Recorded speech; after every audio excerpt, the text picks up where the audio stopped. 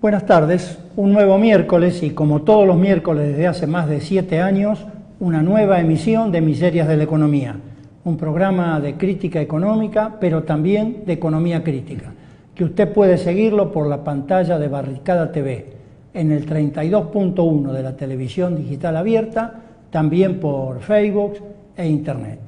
Y tenía pensado hacer una presentación hablando de la discusión del presupuesto que se da por aprobada, de la recomposición que está habiendo ya en los distintos estamentos políticos, fracciones políticas del peronismo, también en Cambiemos, en realidad al 2019, y la perspectiva del G20 que hemos tratado aquí en el programa pasado. Pero al venir para acá me acaba de llegar a una noticia que no la puedo dejar pasar, y es que aparentemente la AFIP habría detectado que una organización acá, que es ATAC, la Asociación por la Tasa Libre, la Tasa Tobin, que es una organización internacional con una seccional en la Argentina, está siendo acusada de recibir fondos del exterior para financiar grupos anti-G20 aquí en la Argentina. Como la presidenta de esa asociación es la doctora Beatriz Ragnar, una doctora que tiene una larga trayectoria en el derecho, que es académica, muy reconocida, y que además es una persona que todos sabemos que tiene posiciones políticas, pero nunca han estado ligadas, ni ahora ni en el pasado, que es muy extenso, porque es una persona que ya está en los 80 años, ha estado ligada a grupos que ejercieran la violencia y mucho menos, como se dice acá, el terrorismo. Así que no sé qué intención tienen estas denuncias, pero vaya nuestra solidaridad y prestamos acá el programa para lo que la doctora Beatriz Rangram necesite.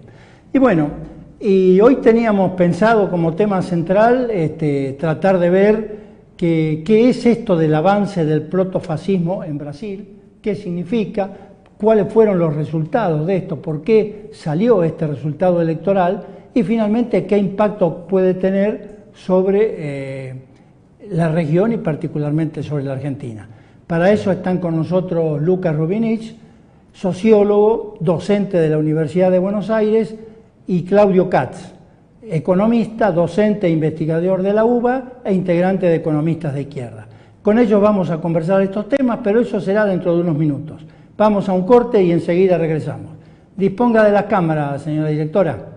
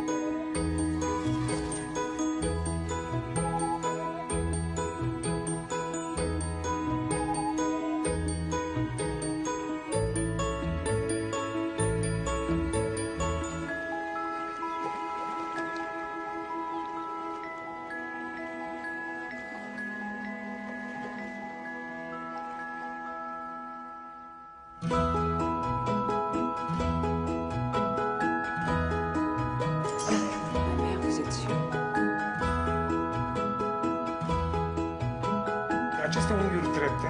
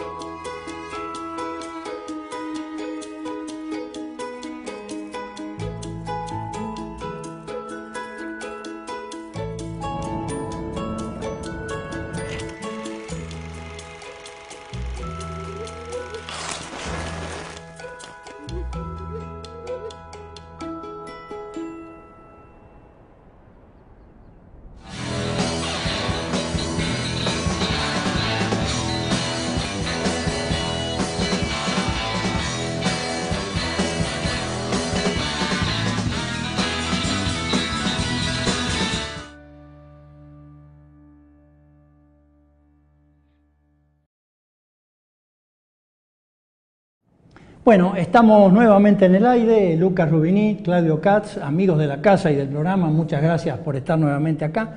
Pero antes de entrar al tema Brasil, se cumplen 50 años de la teoría de la dependencia y vos está anunciado que vas a presentar un libro tuyo, un nuevo libro. Vieron que Woody Allen hasta hace poco tiempo presentaba una política por año, una película. Bueno, Claudio nos viene atosigando con un libro por año. El último libro es sobre los 50 años de la teoría de la dependencia.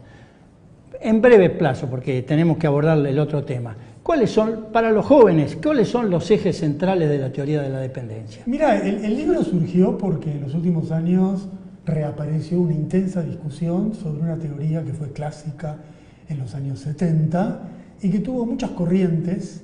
El libro explora las corrientes que tuvo, cuáles sintonizan con la actualidad, cuáles han perdido conexión con el escenario actual y sobre todo aborda por qué es interesante hoy el estudio de la teoría de dependencia en un marco latinoamericano de dependencia obvia en el plano económico, político, de extractivismo, primarización, deuda externa. Todos los ítems de la teoría de la dependencia vuelven a estar sobre la mesa, pero el libro también analiza la otra cara. ¿Qué ha cambiado en el plano mundial, en el plano regional, para revisar lo que se estudiaba en esa época con ojos de la actualidad, con ojos de problemática de globalización productiva, neoliberalismo? Y hay mucho análisis sobre Brasil. Es un libro... Justo, ha llegado en el momento justo. Porque el centro de la teoría de dependencia, los teóricos fueron brasileños.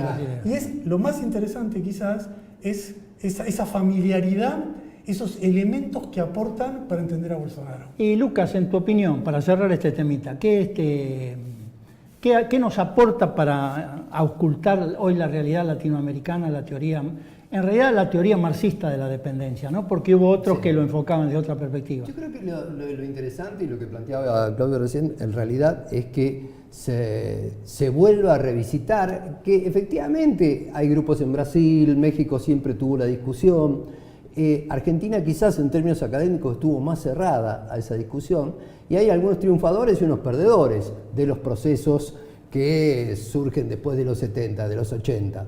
Y me parece que es absolutamente imprescindible volver a mirar con ojos del presente lo que fue una extraordinaria discusión político con fuerza teórica realmente. Creo que es importantísimo para el presente y que en el mundo académico está bastante olvidada porque efectivamente fueron en algún sentido los derrotados de un proceso político. O sea, que es un libro que cae en el momento justo. Se presenta el jueves. El jueves en el seminario de Claxo va a haber una gran cantidad de ponencias y talleres y ahí lo vamos a discutir. Es el jueves. ¿Y quién va a estar en la mesa? Sí, hay varios invitados brasileños, varios invitados argentinos. Vamos a hacer una reunión intensa. Bueno, en sociales, ¿no? En sociales. Bueno, el jueves 22, ¿a qué hora? A las 19 horas. Hay que sacarte todos los datos uno por uno. El jueves 22, entonces, en sociales, el libro de Claudio Katz, 50 años de la teoría de la dependencia. Bueno, estaba leyendo que Umberto Eco tiene un decálogo de 14 claves que permiten identificar a un fascista. Y la semana pasada Pablo Gentili, el actual director de Claxo, decía que Bolsonaro cumple con las 14 claves. ¿Es así esto? No necesariamente. Yo creo que la discusión sobre Bolsonaro y el fascismo es el debate del momento. Me parece que hay que tener una actitud frontal. El peligro del fascismo está, y entonces esa idea tranquilizadora, no es fascista, lo vamos a dominar, lo vamos a adiestrar, es muy peligrosa. Es preferible sobredimensionar un peligro que desvalorizar un peligro. Si uno mira los discursos, las actitudes, las posturas, lo que dice Bolsonaro cumple todos los requisitos del fascismo. Pero una cosa es lo que se dice y otra cosa es lo que se puede hacer. Yo creo que hay un fascismo solo potencial, porque hay un gran divorcio entre Bolsonaro y la realidad de la sociedad brasileña. El fascismo necesita un liderazgo enloquecido, un dios que siga, que sea seguido por grupos más que fanatizados, que estén dispuestos a una acción destructiva, virulenta contra las organizaciones populares. No basta que viven a Bolsonaro, necesita acciones paramilitares, necesita un Estado totalitario, el fin del régimen constitucional y sobre todo derrotar una resistencia popular que a la luz de Bolsonaro llenó las calles con mujeres, con todas manifestaciones de oposición. Yo diría además que tenemos que ser cuidadosos con el término. En general se habla más de protofascismo, neofascismo, claro. Tantos aditamentos, ¿por qué? Primero por las diferencias abismales con el fascismo clásico de las potencias imperialistas de la entreguerra, que no guarda relación con la realidad de Brasil hoy, pero además de eso, por esta peculiaridad, el tinte fascista de Bolsonaro es un tinte neoliberal. Esta mezcla de neofascismo con neoliberalismo es una cosa bastante exótica, rompe los parámetros viejos de fascista nacionalista y además es un fascismo en todo caso dependiente, con puntos en común, si querés, con lo de Uribe, un gobierno con paramilitares y base social, con elementos de pinochetismo, pero un fascismo divorciado de los parámetros clásicos. Claro. Y un fascismo social, con un enemigo en la delincuencia, en los marginales, en los empobrecidos. Bueno, Salvini en Italia tiene algo parecido, porque el movimiento 5 Estrellas empuja un programa totalmente neoliberal, la Liga del Norte resiste a eso, es un híbrido.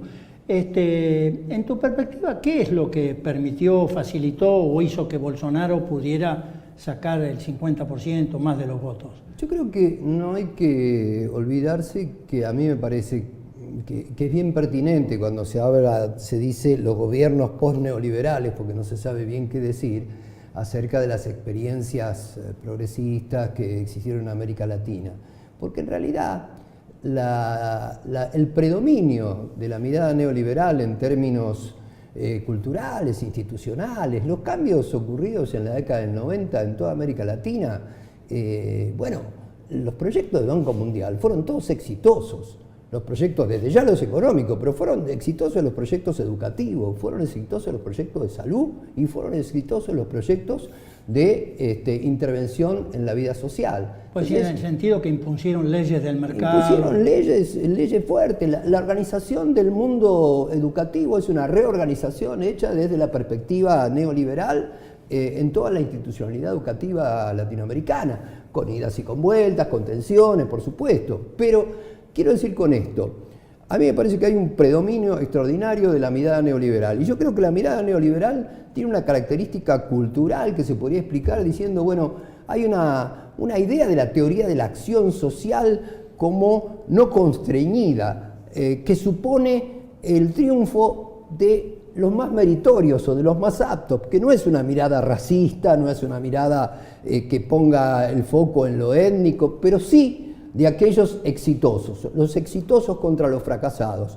Esa idea de los exitosos contra los fracasados, que tiene a la vez un potente rechazo a ciertos obstáculos a las leyes del mercado, cualquier forma que ponga como obstáculo las leyes del mercado, se convierte en un adversario o en un enemigo. Entonces, yo creo que es pertinente algunas definiciones que se hacen acerca de el keynesianismo acompañando ciertas miradas republicanas y ciertas ideas de desarrollo, y ahora de pronto von Hayek dando rienda suelta a cualquier mirada que sostenga una perspectiva extrema de mercado, y que las miradas republicanas resultan un obstáculo muchas veces para esto. Entonces, en ese sentido digo, no es extraño que la supremacía de los mejores contra los fracasados haga encuentros contra otras formas de supremacismos, pero debilitados, porque no son las grandes ideologías del siglo XX, son los restos, son las hilachas, son las formas degradadas de autoritarismo, que por otro lado se habían expresado. El hermanamiento entre formas autoritarias y militares tiene un momento fundacional en el gobierno chileno de Pinochet, digamos. Ahí están los Chicago Boys haciendo todas sus cosas, y ahí está el Estadio de Chile, y ahí está la represión chilena. Entonces, yo creo que no es extraño este encuentro, y por eso me parece más pertinente estos elementos protofascistas presentes con el predominio extraordinario de políticas económicas y generales que tienen que ver con una mirada neoliberal. Ahora, ¿no hay también una tendencia mundial que va forzando polarizaciones extremas, desaparecen los centros políticos? La democracia liberal se va angostando cada vez más, está en crisis. Lo hemos visto en Hungría, estamos hablando de Italia, Estados Unidos recientemente, ¿no es cierto? Bolsonaro expresa también eso, tal vez es una visión más radicalizada del neoliberalismo con estos componentes, ¿no? Yo creo que ni siquiera el gobierno argentino, con sus características, realmente la promesa de republicanismo del gobierno argentino se hizo añicos desde los primeros momentos en que Macri llegó al gobierno. Entonces, la idea del republicanismo es algo que fracasó absolutamente. Entonces, creo que las miradas neoliberales tienen una posibilidad, de hecho, confrontan con cierta institucionalidad de las democracias republicanas, sobre el ideal de las democracias republicanas burguesas. Sí, yo te agregaría, evidentemente Bolsonaro forma parte de una oleada ultraderechista mundial. Claro, sí. De eso no cabe ninguna duda. Hungría, Polonia, que ya tienen gobiernos y fuerzas muy importantes en Francia, Alemania, Estados Unidos, Israel, etc. Esta oleada, lo que pasa es que es la primera vez que esa oleada llega a América Latina. Claro. Hasta ahora teníamos la restauración conservadora, la derecha tradicional, ahora tenemos esa ultraderecha en nuestras orillas y utiliza los mismos recursos de oponer pobres contra pobres, lo que se llama el resentimiento hacia abajo, sectores medios que se coloca como enemigo de esos sectores medios a los grupos más marginales, más desamparados. Fíjate que en Europa son los inmigrantes, en Estados Unidos pueden ser los latinos o los negros, en el caso de Bolsonaro son los delincuentes, la criminalidad. Es siempre estigmatizar un grupo y presentarlo como el origen de todos los dramas. Bolsonaro además ha utilizado los recursos ideológicos de la derecha. Ha utilizado el cinismo, la posverdad, las fake news, ha utilizado estas redes, incluso fue asesorado directamente por Bannon en el uso de estos nuevos medios para mentir y con esas mentiras lograr adhesión electoral. Pero yo miraría también el otro componente. ¿Esta oleada es una oleada imparable o es una oleada que puede encontrar fuertes límites? Te doy un ejemplo potencial y un ejemplo real. El potencial son los problemas de la derecha europea. Porque una cosa es estar en la oposición, otra cosa es qué pasa si Le Pen llega al gobierno. ¿Va a disolver el euro? Lo curioso de la ultraderecha europea es que forman una coalición de grupos de derecha en el Parlamento Europeo, lo cual es desmiente la lógica nacionalista de un fascista, que hicieron guerras entre ellos. Pero tenemos el caso más interesante, lo que pasó en las elecciones norteamericanas. En Estados Unidos creo que lo interesante es que tenemos a un Trump, una variante de estas derechas, que ha generado una reacción radical. Porque es cierto que él ganó el Senado, perdió la Cámara de Representantes, dejemos de lado eso. Lo importante es qué pasó por abajo.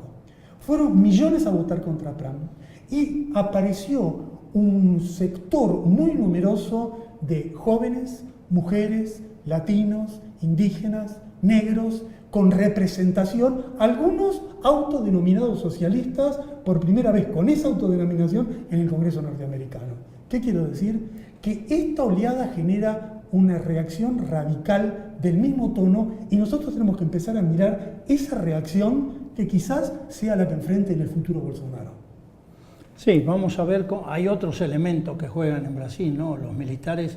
Es interesante porque el origen de Bolsonaro es en el nacionalismo de los militares de la dictadura, que por otra parte no están desprestigiados en Brasil como acá, no tiene nada que ver como acá, ¿no? Según las encuestas dicen que es la institución más prestigiada de Brasil, no lo sé, pero las encuestas dicen eso, ¿no? Pero tienen, por empezar, ya le frenaron la privatización de Petrobras, ¿no? Le han dicho, los periféricos sí, pero el núcleo no. Electrobras no se toca, porque además aspiran a dirigirla a los militares, ¿no?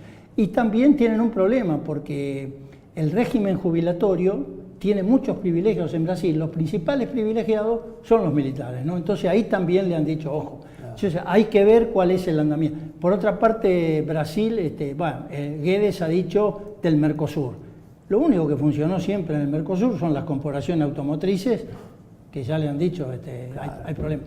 O sea, por un lado los industriales, por otro lado los militares, pero está también el tema de los pentecostales, ¿no? Yo me sorprendí porque la semana pasada el vicepresidente de las asambleas evangélicas acá dice que en la Argentina entre el 12 y el 14% de la población practica algún culto evangélico, ¿no? Yo no tenía idea de eso, ¿no? Entonces, y ahora sale en estadísticas que esto es mucho más extendido y en realidad los evangélicos son una correa de transmisión de las políticas que vienen de Estados Unidos, ¿no? ¿Cómo manejamos, cómo vemos eso? Y además hay un elemento importante. Cuando se hablaba de ausencia de política territorial en los grandes partidos, uno decía, si hay alguien que tiene política territorial, son los pentecostales. Tienen un trabajo muy fuerte en los barrios. Uno ve en algunos barrios, en determinados lugares, donde la presencia cotidiana del mundo pentecostal resolviendo algún tipo de problemas es relevante. Entonces yo creo que hay que atenderlos de manera particular y ahí pensar, uno está contra las teorías conspirativas, pero la verdad que la relación entre esos mundos pentecostales y el mundo norteamericano es una relación muy estrecha y además es una relación muy manipulable porque los tipos han tenido posturas absolutamente distintas. Apoyaron a Lula en un momento, de pronto apoyan a Bolsonaro, acá alguien hablaba del demonio que estaba en Cristina, otros podían tener, de acuerdo a los momentos históricos, hay ciertas políticas que trascienden lo nacional que los posicionan de una u otra manera. Tenemos que ir a un corte, pero para cuando regresemos, da toda la sensación, por las primeras declaraciones de Bolsonaro y de Estados Unidos, que Brasil va a volver a ocupar el centro en la relación de América Latina, o por lo menos de América del Sur, con Estados Unidos, ¿no? Y en eso va a desplazar a Macri, que tenía muchas intenciones de serlo. A la vuelta hablamos de eso. Vamos al corte, enseguida regresamos.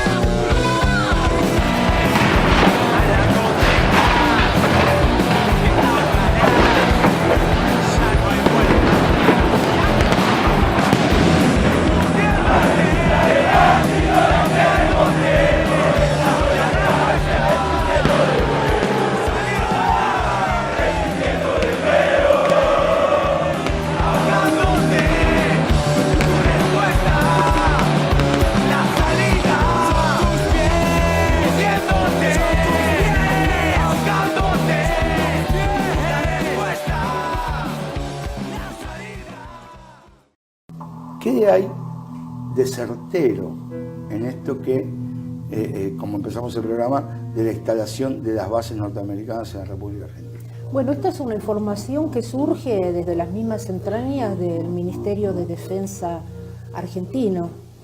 En la semana que va del 11 de mayo, ¿no? Toda esa semana, una delegación del Ministerio viajó a Estados Unidos para entrevistarse con funcionarios del Ministerio de Defensa y del Pentágono norteamericanos. En un reportaje que hace el diario La Nación el domingo 16 de mayo a varios integrantes de la delegación argentina, ellos hablan de los acuerdos y mencionan que se trató el tema de la posible instalación de una base científica en Ushuaia, en la provincia de Tierra del Fuego, para apoyo logístico a las expediciones científicas que desarrollan sus actividades en la Antártida Argentina.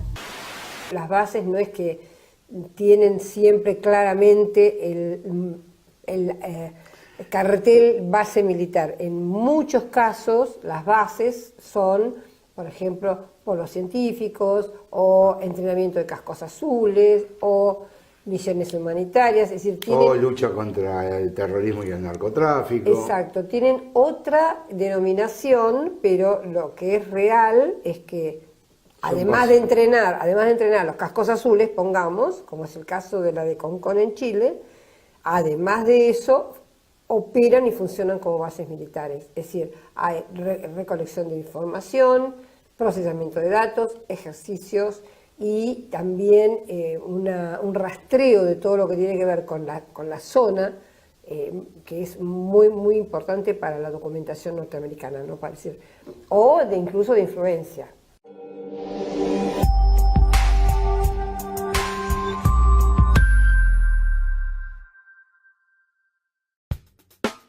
Bienvenidos al noticiero popular de Barricada TV. Estamos transmitiendo por el 32.1 de la televisión digital abierta. Nosotros estamos en el INPA, la primera fábrica recuperada del país, allá por 1998, transmitiendo para toda la capital federal y el primer cordón del conurbano bonaerense. Muchos de nosotros venimos trabajando en el CONICET hace 7, 8 años como becarios y de un día para otro nos quedamos afuera a pesar de haber cumplido todas las instancias académicas.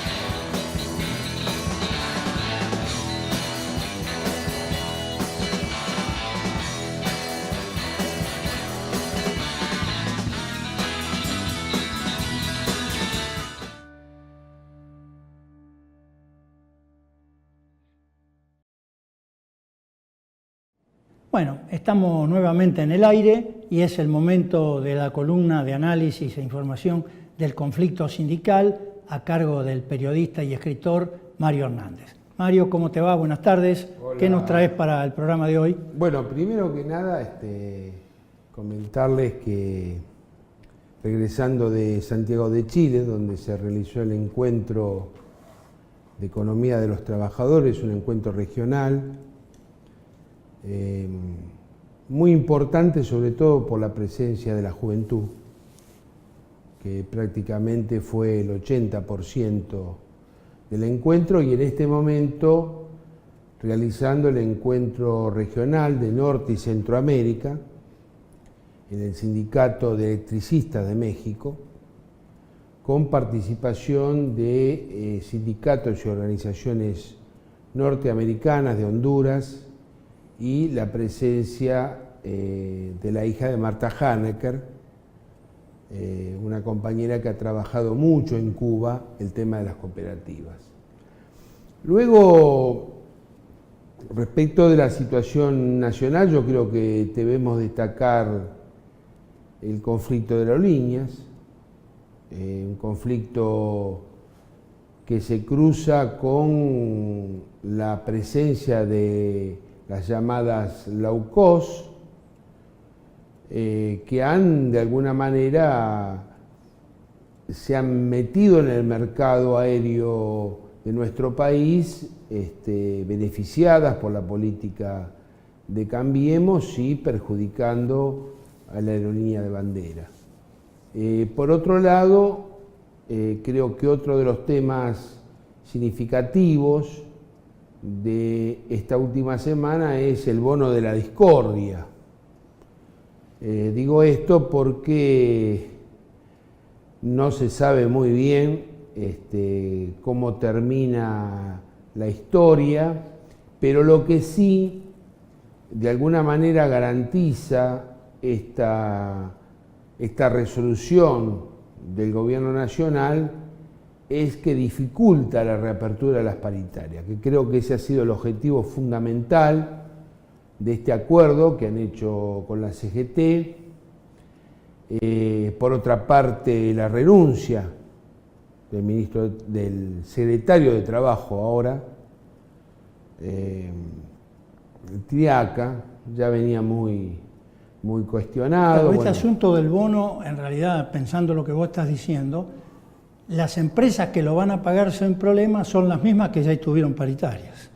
En cambio, las que no lo pueden pagar son los que todavía no abrieron las paritarias. Entonces, lo más probable es que las patronales plantean que esto es a cuenta de paritarias, ¿no? Bueno, esa es un poco la idea.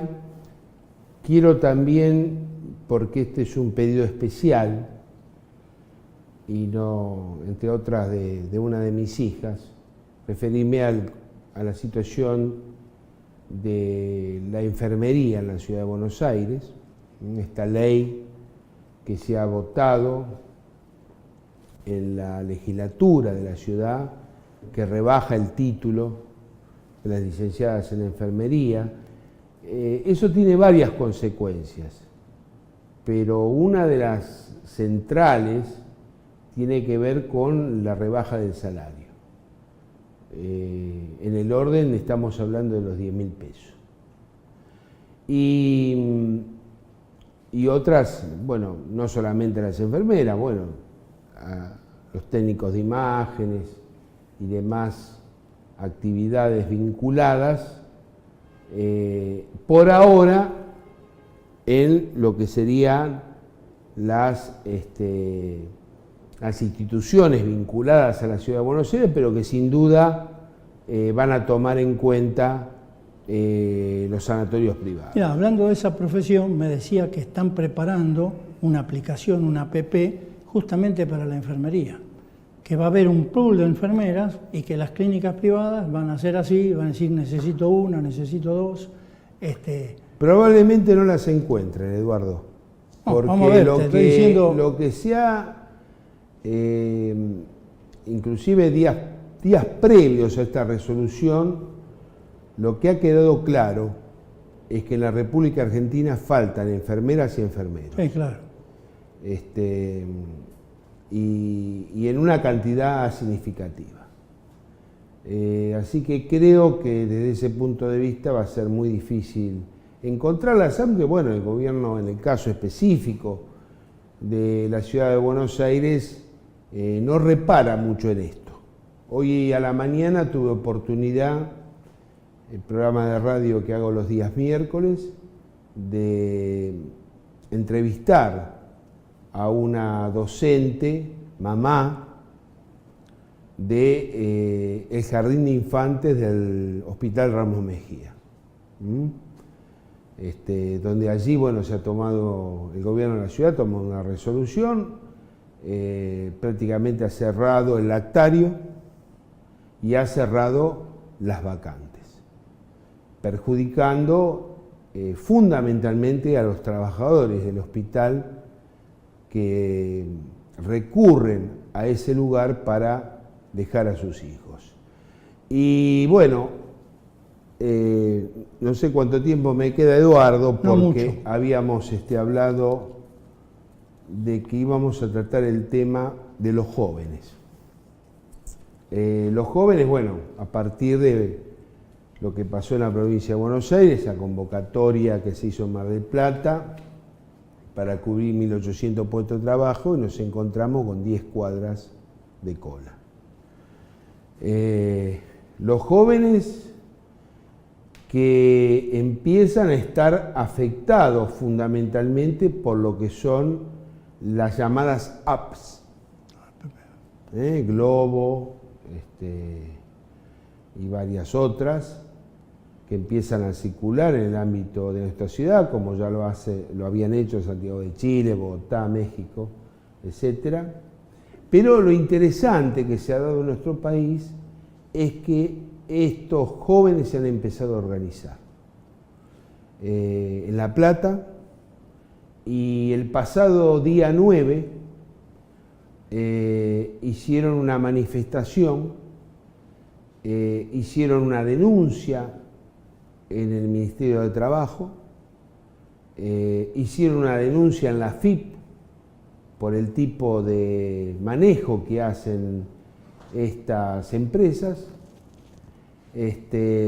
y se han empezado a organizar en un sindicato. No, eso marca un diferencial, porque esto ya hace 2 años que está en el mundo, ¿no?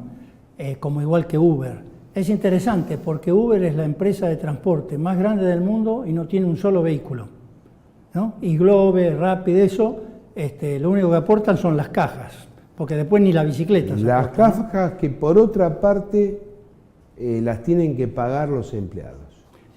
Exacto, o la alquilan o la pagan. Ahora, digo que el único caso en el mundo que a los 6 meses se organizaron sindicalmente, hicieron lo que vos estás contando, es en la Argentina, lo cual habla de lo que significa la tradición sindical en la Argentina y la resistencia al movimiento obrero. Bueno, Eduardo, hay datos que revelan que el máximo nivel de organización sindical de los jóvenes se da en nuestro país. ¿Ah, sí? Un 32%.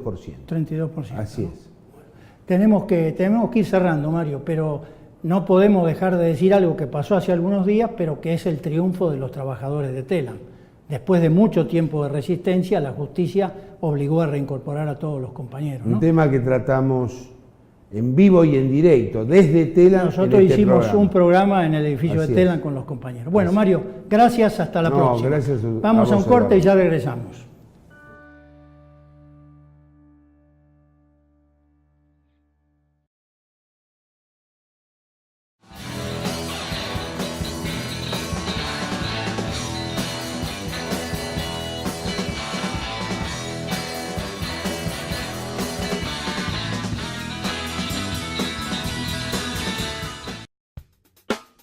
Bienvenidos al noticiero popular de Barricada TV. Estamos transmitiendo por el 32.1 de la televisión digital abierta. Nosotros estamos en el INPA, la primera fábrica recuperada del país, allá por 1998, transmitiendo para toda la capital federal y el primer cordón del conurbano bonaerense. Muchos de nosotros venimos trabajando en el CONICET hace 7, 8 años como becarios y de un día para otro nos quedamos afuera a pesar de haber cumplido todas las, digamos, las instancias académicas.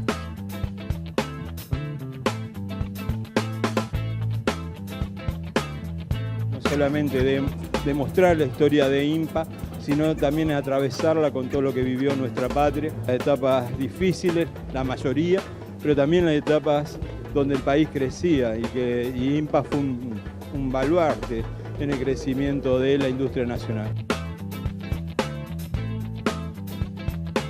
Lo que estamos haciendo acá es repudiar los más de 120 despidos que está mandando la dirección de este hospital. Por el reconocimiento de los trabajos no remunerados de cuidado que ayudan a que la sociedad se reproduzca y no son reconocidos, por mejores condiciones de vida para el conjunto de las mujeres y el pueblo. Estamos entregando 20.000 kilos de verdura a los abuelos en forma de gesto solidario, de acompañamiento. Venimos trabajando desde el año 2003 para pedir el cierre y el saneamiento del predio del relleno sanitario, que es de la CEAMSE.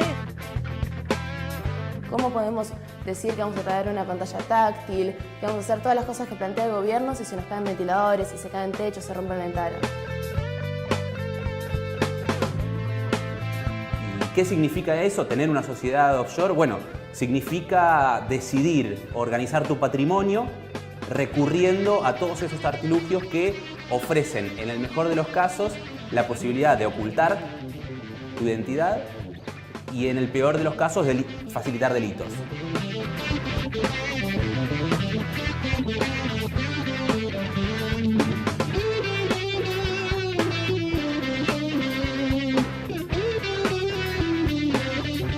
Nos puedes encontrar en Facebook, Twitter e Instagram. Quédate con BTV haciendo una pantalla para un mundo nuevo.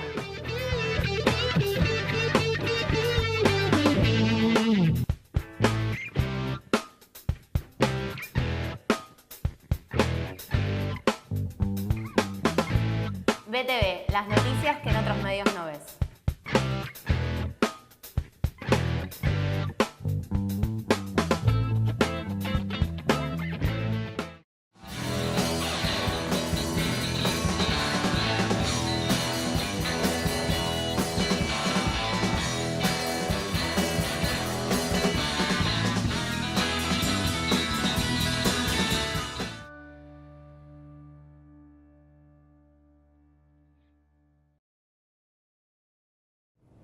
Bueno, estamos nuevamente en el aire y es el último bloque. No tenemos muchos minutos, pero apenas se supo el triunfo electoral, Bolsonaro declaró que el primer viaje iba a ser a Chile, después a Estados Unidos y también a Israel, como armando una especie de interrelación distinta, que es la tradición de los presidentes brasileños, que el primer viaje se hace a la Argentina o viceversa, ¿no es cierto?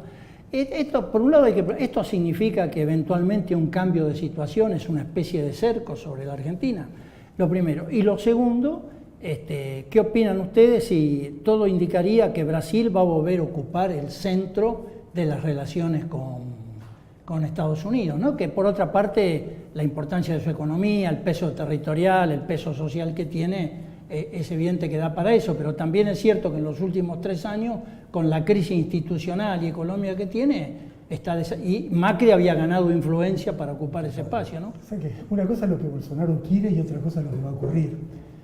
Bolsonaro lo que quiere es evidente, va a ser su viaje, política pro-norteamericana, pro-Trump, e incluso más, se habla de una base militar que entregaría a los Estados Unidos, se habla de compras de armas que antes habían hecho con Suecia y con Francia, un alineamiento nítido.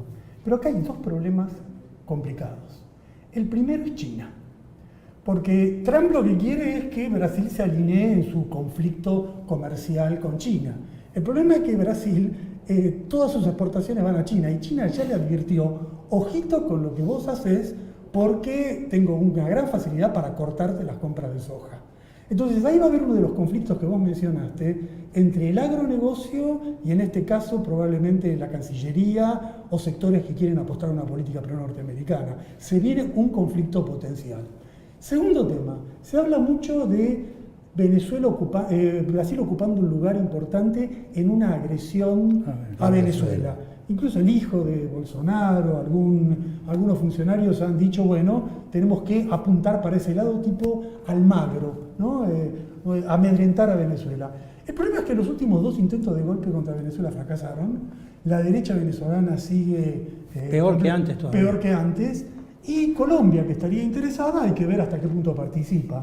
Por lo tanto, hay que ver porque yo creo que esta caravana de centroamericanos que está llegando a Estados Unidos es apenas un pequeño indicio, un ingrediente de lo que podría ocurrir en la región si se generaliza un conflicto bélico.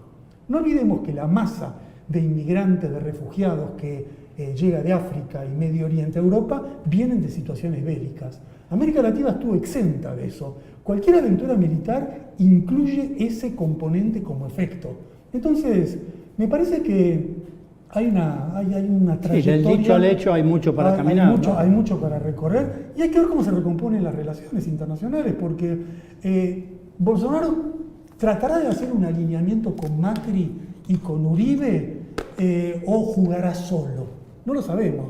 En realidad Macri está bastante preocupado porque, como vos decís, puede ser que termine prefiriéndolo Trump a Bolsonaro. Pero, de todas maneras, hay un dato nuevo que hay que incorporar a esto, que se ha confirmado la reunión de Trump y Xi Jinping acá. Aparentemente tienen un principio de arreglo para la disputa comercial, ¿no? Si eso fuera así, el análisis va cambiando también, ¿no? Porque en realidad lo que se veía es que con el corte de las compras chinas a Estados Unidos estaba inclinando, el chorro venía para Brasil sobre todo, ¿no? Hagan acuerdo o no hagan acuerdo, Argentina y Brasil son víctimas de lo que ocurre. Han quedado en el escenario, en este escenario mundial, si hay acuerdo, bueno, entonces repartirán mercados restringiendo el acceso de Brasil. Si no hay acuerdo, la capacidad autónoma que antes tenía Brasil y Argentina ha desaparecido porque son gobiernos subordinados a Estados Unidos. Se decía que había avanzado mucho en estos días, en estos meses antes del G20, los acuerdos para el acuerdo Mercosur-Unión Europea, e inclusive nuestro amigo Marchini, que sigue día a día eso, decía que Argentina había hecho todas las concesiones que se le pedían. Ahora, ¿se podrá firmar en estas nuevas condiciones ahora eso o habrá que esperar a ver qué dice Bolsonaro? Yo creo que tal como están las situaciones, efectivamente creo que hay que esperar a ver qué dice Bolsonaro. Y además lo que mencionaba Claudio recién, yo creo que es muy pertinente porque la verdad, en algún momento Brasil, en la integración con el BRIC, pasó a ser un protagonista mundial realmente significativo. Y ahora es una pieza dentro de, digamos, tensiones más fuertes entre dos potencias. La verdad que yo creo que una de las preocupaciones fuertes que uno tiene para ver cómo fue la reconfiguración que ocurrió en América Latina y sobre todo en el caso de Brasil, es la influencia fuerte que tuvo el mundo norteamericano para reposicionar a Brasil en un papel que en este caso a mí me parece es absolutamente secundario en relación a lo que tenía hace 10 años atrás, ¿no? Era una potencia, era una promesa y era una potencia. La pregunta a partir de eso es qué ocurre con la posibilidad de relativa autonomía de los sectores dominantes de países periféricos cuando se propone una política con algún grado de autonomía. Y parece esto ser la experiencia más concreta de la imposibilidad, ¿no? Bueno, yo creo que ese es el otro balance que hay que hacer, porque no olvidemos que Bolsonaro llega por lo que pasó con el PT y con Dilma. Tenemos que incluir siempre la reflexión de por qué ocurre esto, claro, y no solamente la geopolítica de la, claro, coyuntura actual. Claro. Y esto ocurre porque el PT renunció a reformas, renunció a transformaciones, claro, renunció a una ley de medios, renunció a cambiar la estructura política, únicamente supuso que con mejora del consumo sin politizar a la población se consolidaba una fuerza alternativa, y lo más importante, Bolsonaro le ganó al PT la calle antes de ganarle la elección. Por eso ganó la elección. En el 2013, cuando tuvieron las marchas, las primeras marchas en junio del 2013, y el PT no quiso saber nada con eso, la defraudación que generó el PT empezó a alimentar la calle en manos de la derecha. Y yo creo que nosotros en Argentina tenemos que mirar esa experiencia para orientar nuestra acción. Tenemos que saber que si la derecha te gana la calle, después te gana el gobierno con toda facilidad. Entonces, nuestra prioridad es derrotar el ajuste, derrotar el acuerdo con el FMI, como la única forma de frenar un proceso eventual de bolsonarización en cualquiera de sus eventuales variantes de la Argentina. Esto es clave porque en la Argentina vamos a tener un año muy intenso. Brasil está muy cerca, todos discuten cómo impactará Brasil sobre la Argentina, y hay muchas alternativas posibles de la derecha. La podemos frenar si los derrotamos en la calle. Para cerrar, Lucas. Simplemente pensar esto, que la organización, la apuesta por la organización de estos partidos de los sectores que fueron experiencias post-neoliberales, es la verdad lo más significativo que te permite tener alguna presencia importante. Digamos, está el caso de Bolivia, con todas sus contradicciones, con todas sus debilidades, el mundo venezolano. La experiencia por imposibilidades, por los límites propios, de la no construcción de organización y el acompañamiento amigable, digamos, a sectores importantes del poder, no parece ser la salida más importante. Yo creo que la apuesta por la organización territorial, también en Argentina tiene que ser una apuesta fuerte. Por eso yo coincido con lo que dice Claudia acerca de lo de la calle. Y lo de la calle está estrechamente relacionado con la posibilidad de la organización y de que esa organización adquiera alguna identidad que vaya más allá de ciertas identidades políticas coyunturales. Bueno, estamos terminando y me estaba acordando cuando hablábamos de esta experiencia que el Che solía decir: revolución que se detiene retrocede, ¿no? Acá podríamos decir, en relación a todos los gobiernos progresistas, posliberales o como se quiera llamar, que las reformas tienen que continuarse con otras reformas, si no finalmente hay un proceso de retroceso. Y en cuanto a lo que decía Claudio, que a la derecha hay que derrotarla en las calles, si hay algo que caracteriza al pueblo argentino es la dinámica social callejera, en todo momento, en todo lugar. Lo vemos hoy, lo vamos a ver con el G20, lo estamos viendo todos los días, o sea que de ese punto de vista tenemos instrumentos, tenemos realidades y experiencias concretas, ¿no? Bueno, y con esto nos estamos yendo, nos veremos la semana que viene acá en Barricada TV, el miércoles como siempre a las 18 horas. No se olvide, los estaremos esperando. Muchas gracias.